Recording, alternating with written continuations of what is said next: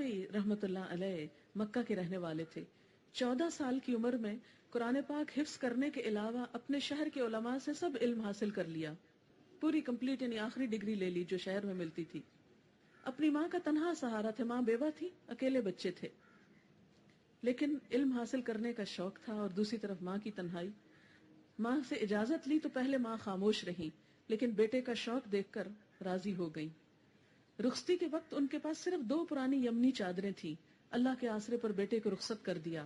امام شافعی مدینہ کو روانہ ہوئے, جہاں اس وقت کے سب سے بڑے عالم امام مالک مسجد نبوی میں درس حدیث دیا کرتے تھے.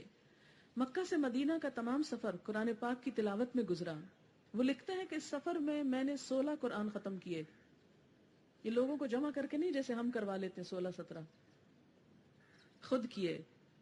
مدینہ پہنچ کر موطا کا درس لیا اور اسے حفظ کر لیا. امام مالک کی کتاب تھی موطا, احادیث کی پہلی کتاب ہے.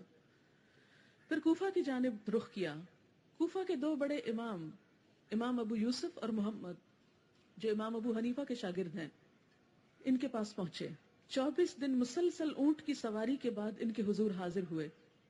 ان دونوں ائمہ سے خوب فائدہ اٹھایا علم کا یعنی. اور پھر وہاں سے بغداد روانہ ہوئے. ہارون الرشید کا زمانہ تھا, اس سے ملاقات ہوئی.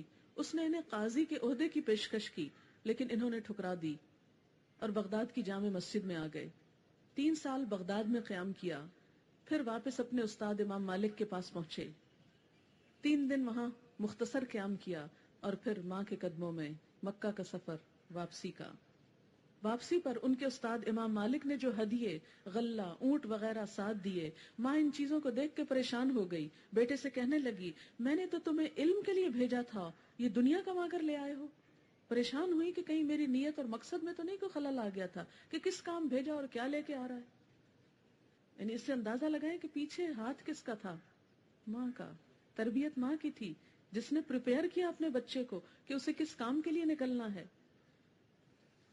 امام بخاری